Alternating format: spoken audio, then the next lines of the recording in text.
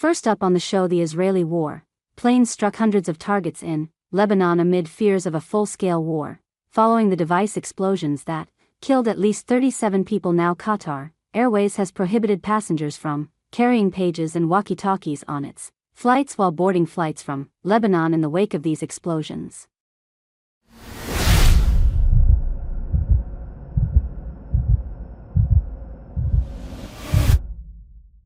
The Israeli army claims it has hit hundreds of rocket launcher barrels, ready to be fired by Hezbollah fighters. Several buildings and a weapons depot belonging to the Hezbollah were also bombed in the SE in several areas of southern Lebanon. The strikes began in the afternoon and were carried out in several waves. Now the Israeli army released footage showing what it claimed to be strikes on the Hezbollah launches and terrorist infrastructure sites. Smoke and fire were seen rising from the site of an Israeli strike on the southern lean border village of Ran.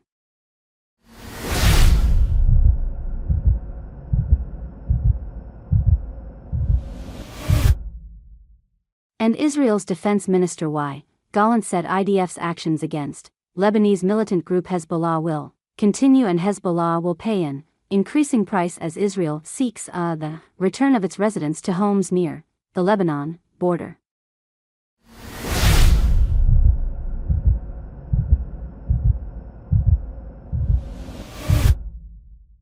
Our goal is to ensure the safe return of Israel's northern communities to their homes as time goes by. Hezbollah will pay an increasing price.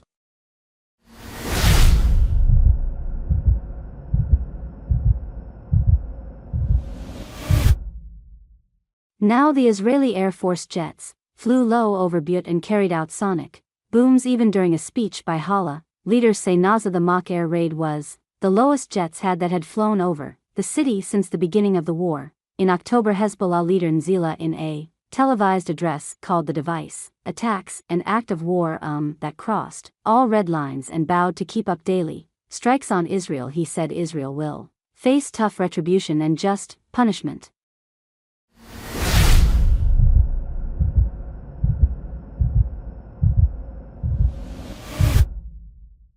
This will be confronted with a severe reckoning and a just retribution in expected and unexpected ways. But because this new battle involved hidden hands, let me change my approach. I will not talk about a time, form, place or date. Leave the subject and the news will be what you see, not what you hear.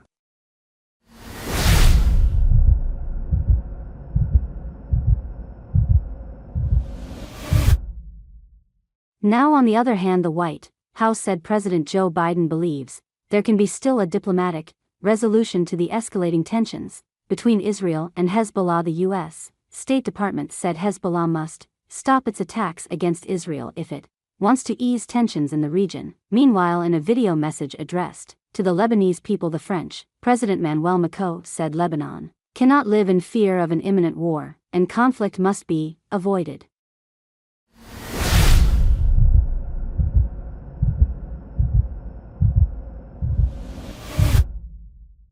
The person for no one has an interest in escalation than the integrity, security and sovereignty of Lebanon must be preserved, and nothing, no regional adventure, no private interest, no loyalty to any cause whatsoever, deserves to trigger a conflict in Lebanon.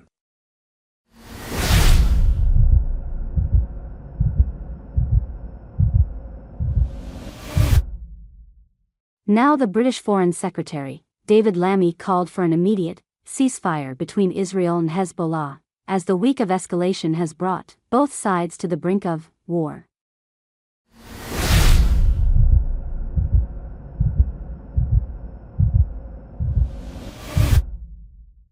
We are all very, very clear that we want to see a negotiated political settlement so that Israelis can return to their homes in northern Israel's, and indeed Lebanese can return to their homes, and that's why tonight I'm calling for an immediate ceasefire from both sides, so that we can get to that settlement, that political settlement that's required.